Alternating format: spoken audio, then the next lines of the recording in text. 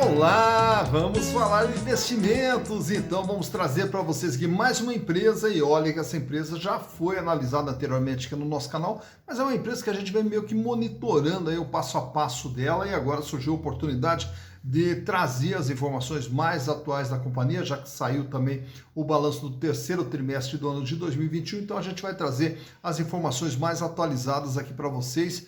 E é uma empresa que ela desperta muita curiosidade, inclusive muitas sugestões para que a gente pudesse fazer análise dessa empresa. E dessa feita veio através do grande Diego também inscrito aqui no nosso canal, obrigado aí pela sugestão, Diego. O Hélio Bernardo também sugeriu essa empresa, valeu Hélio, muito obrigado a você também. E ao Jussiel Soares, então bastante gente aí, Jussiel, muito obrigado aí, um grande abraço a todos vocês. E também deixo aqui já aproveitar, externar aqui o meu carinho, o meu agradecimento, a minha gratidão a todo mundo aí que está participando do canal, trazendo aí as sugestões das empresas, mandando mensagens também, que isso aí tem sido muito importante para a gente, para poder continuar fazendo o nosso trabalho aqui, repartindo essas informações aí para vocês, né?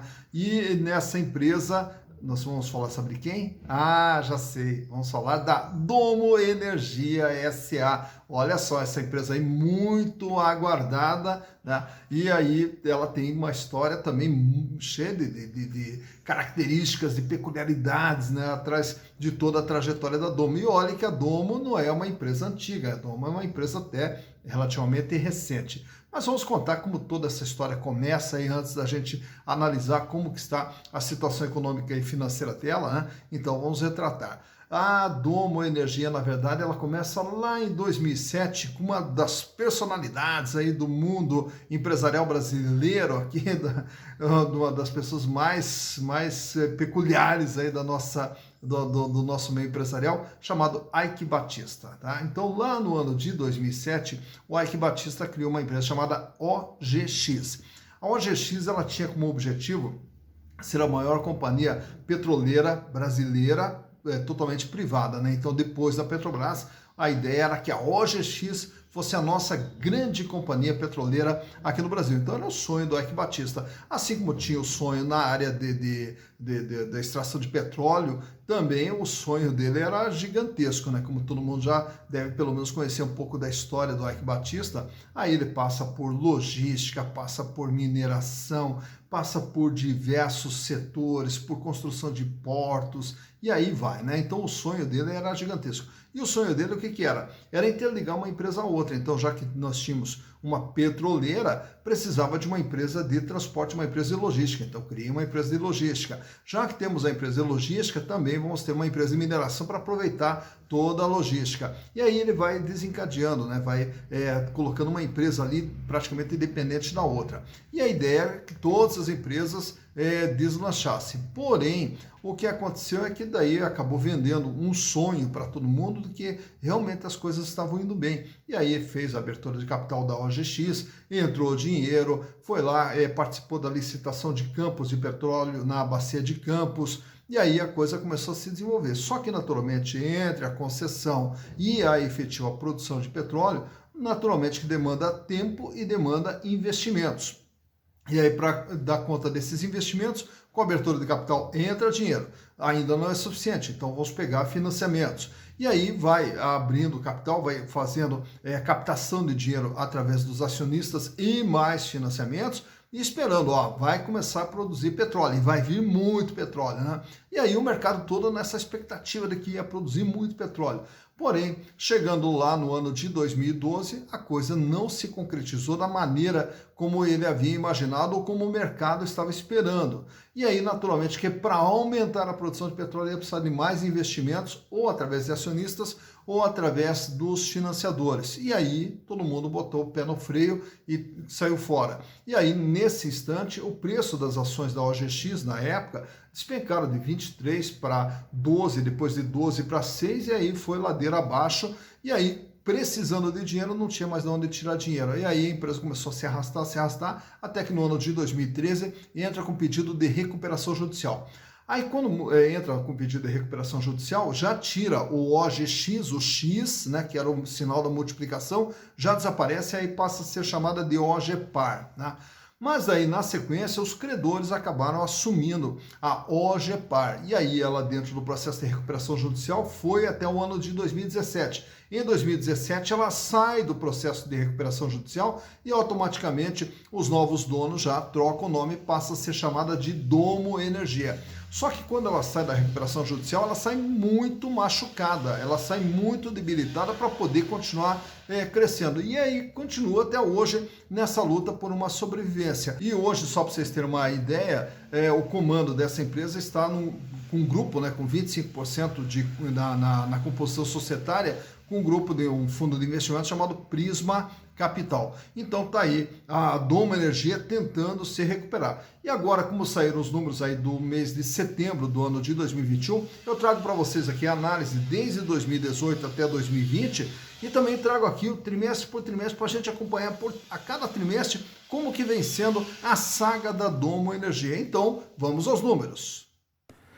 Bem, aqui estamos então com as demonstrações contábeis da Domo Energia, referência a 2018, 2019 e 2020 e também do terceiro trimestre de 2021 acumulado, né, até o dia 30 de setembro de 2021 e daí na sequência também vou apresentar para vocês trimestralmente como que vem sendo o desempenho da empresa ao longo desse ano de 2021.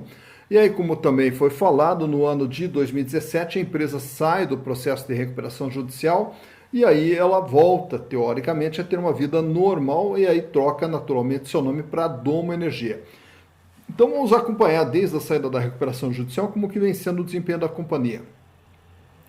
No ano de 2018, a empresa tinha dentro do seu patrimônio 639 milhões de reais. Desses 639 milhões de reais, 283 milhões estavam no ativo circulante capital de giro, que representava 44,4% de tudo que a empresa possuía.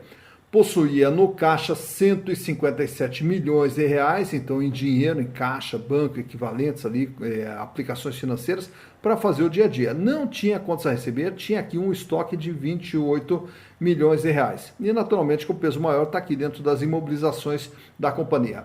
Indo para o ano de 2019, a empresa aumenta seu tamanho para 1 bilhão 339 milhões, aumenta aqui seus investimentos no imobilizado para 1 bilhão e 3, e o capital de giro recua para 220 milhões, agora só com 16,5% de representatividade. Diminui um pouco o dinheiro em caixa, 125 milhões, mas aumenta os seus estoques para 81 milhões de reais. Indo para o ano de 2020, a empresa encolhe. Aí ela vem aqui para 289 milhões de reais. Então você veja o enxugamento que passou a empresa durante o ano de 2020 com os chamados desinvestimentos, venda de ativos aqui da companhia. E aí o capital de giro cai mais ainda para 128 milhões de reais com 44,3%.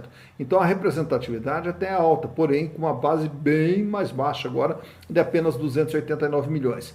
O volume de dinheiro em caixa diminui para 93 milhões, passa a ter aqui uma pequena conta a receber, 3 milhões 594, e o estoque de apenas 6 milhões 520. Então, um ano aqui muito apertadinho para a Domo Energia. Já no terceiro trimestre, em 30 de setembro, como que fechou a empresa? Diminui um pouco, mas o seu tamanho, 217 milhões. Né? E aí o capital de giro cai mais ainda para 84 milhões e o volume de dinheiro em caixa apenas 14 milhões. Então agora, dia 30 de setembro, a Domo Energia tinha apenas 14 milhões de reais em dinheiro em caixa, banco e aplicação. Aumentou um pouco o contas a receber para 28 milhões e o estoque também sobe um pouquinho para 17 milhões de reais. Tá? Então dá para ver o seguinte, que a empresa ela vem encolhendo de tamanho a cada exercício. Já no seu endividamento, no ano de 2018, ela possui uma dívida de 1 bilhão e 15 milhões de reais. Esse 1 bilhão e 15 milhões, então olha só, o ativo total é de 639. Tudo que ela tem vale 639 milhões. E tudo que ela deve é 1 bilhão e 15. Portanto, ela deve muito mais do que aquilo que ela tem e, consequentemente, ela estava aqui com seu PL negativo e vinha carregando prejuízos acumulados de 12 bilhões 393 milhões de reais. Tá?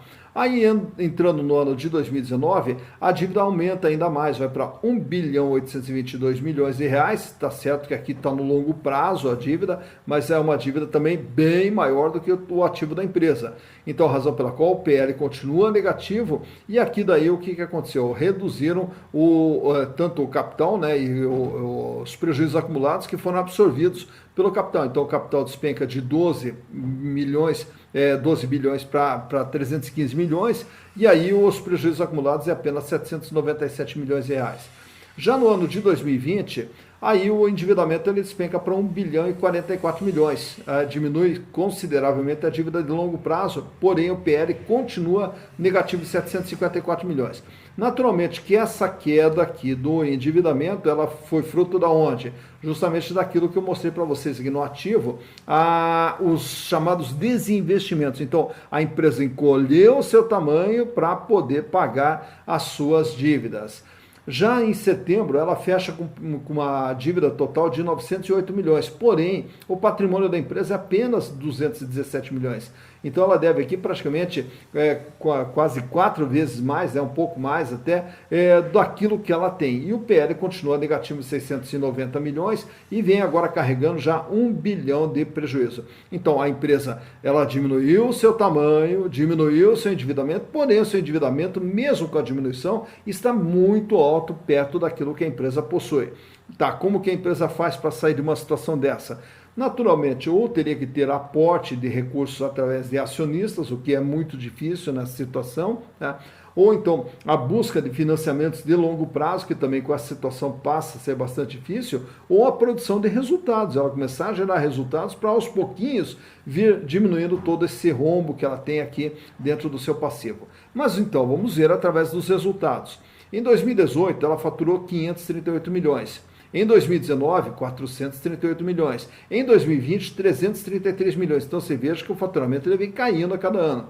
E agora, até setembro, ela acumula uma venda aqui de 113 milhões.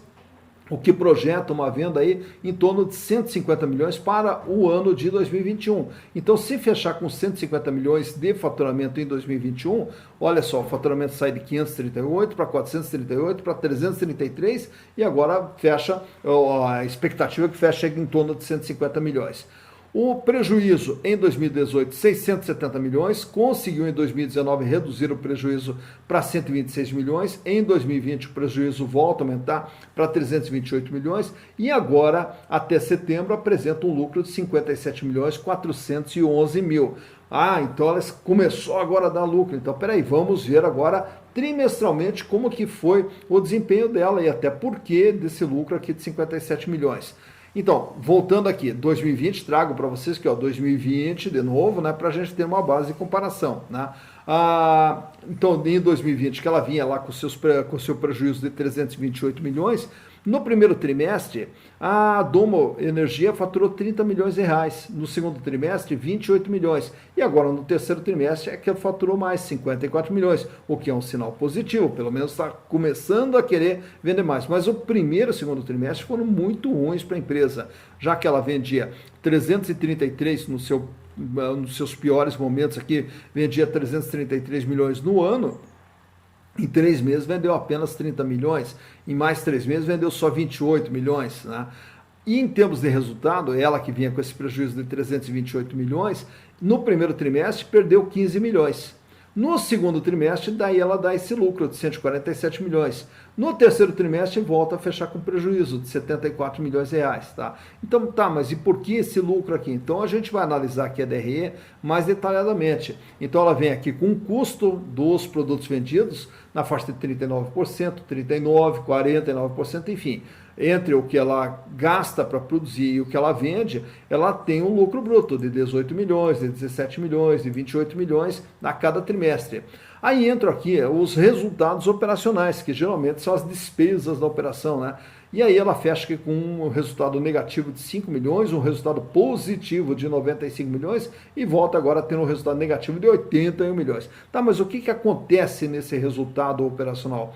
É que aqui daí também coloca as chamadas reversões de perdas do ativo, são as provisões que se faz ali a respeito de desvalorização de ativos e depois aí faz a reconversão, né, como se fosse recuperação de valores dos seus ativos que geraram esse resultado positivo de 95 milhões. Então, quer dizer, isso aqui, na verdade, não é um resultado gerado da atividade da empresa. É um resultado gerado através ou de reconhecer uma perda de valor dos ativos ou de reverter essa perda de valor dos ativos, mas não é da operação. E aí temos também aqui um outro fator, que é o resultado financeiro, negativo 29 milhões, aí passa a ser positivo, porque aqui na DRE, se você buscar a DRE da Domo lá no site da CVM, entrar lá nas notas explicativas, você vai ver aqui que aparece aqui uma variação cambial, né? Como se ela tivesse um ganho de variação cambial, tá? E aí voltou agora a ter perda também. Então o que que acontece? Esse resultado todo que acaba sendo gerado positivo aqui, ele não é um resultado que é gerado da produção e da venda desse petróleo, ele é um resultado puramente contábil, né? Então, a razão pela qual ela ainda fecha com lucro de 57 milhões acumulado, por quê? Porque tinha 15 de perda, 147 de ganho e agora 74 de perda, o que resultou em 57 milhões acumulado até o dia 30 de setembro. Enfim, tá aqui a saga, né, que a Domo Energia vem passando aqui nessa luta pela sobrevivência. E é como a gente sempre fala aqui, esperamos aqui sempre a recuperação da empresa, por isso vamos acompanhando aqui o passo a passo da Domo Energia. Tá então analisada a situação da Domo, então vimos aí como é que está a sua situação nessa luta aí por uma sobrevivência, né? E uma das coisas que a gente sempre fala aqui no canal é que justamente eu acho que todas as empresas, elas dependem muito de gestão, delas terem um caminho a seguir, delas terem um comprometimento com a questão da gestão para poder eternizar uma empresa. E aí, quando a empresa é tocada mais por emoção do que pela razão, as empresas acabam se perdendo no meio do caminho. Mas quem se perde não é a empresa, quem se perde é o gestor, né? E a empresa acaba sendo punida até por erros de gestão. Então, o que a gente sempre fica aqui na torcida é para que as empresas possam se recuperar, para que as empresas possam encontrar o seu caminho. Porque, afinal de contas, as empresas se mantendo vivas, se mantendo bem, elas estão gerando emprego, elas estão gerando renda, elas estão gerando desenvolvimento que é tão necessário para a nossa economia aqui no Brasil. O Brasil, que é um país com muita potencialidade, o que a gente precisa é justamente que se use toda essa potencialidade em prol do desenvolvimento. E aí, naturalmente, que entra a figura dos acionistas. Os acionistas que são pessoas que investem nas empresas, que colocam os seus recursos dentro das empresas, esperando que as empresas também vão bem. E aí, naturalmente, o acionista ele vai participar dos resultados que essas empresas vão proporcionar, né? Então, por isso que o objetivo nosso aqui, o que a gente sempre fica na torcida, é para que as empresas vão bem, porque daí o acionista que investiu na empresa, ele vai bem e todo mundo que depende da empresa vai bem também. Então, fica aqui a nossa torcida também para que a Domo consiga encontrar o seu caminho e volte a crescer ou pelo menos realizar parte dos sonhos de quando ela foi idealizada. Não digo lá pelo Ike Batista, mas por quem assumir ou quem está hoje dentro da gestão das empresas. Dito isso, bons investimentos para vocês.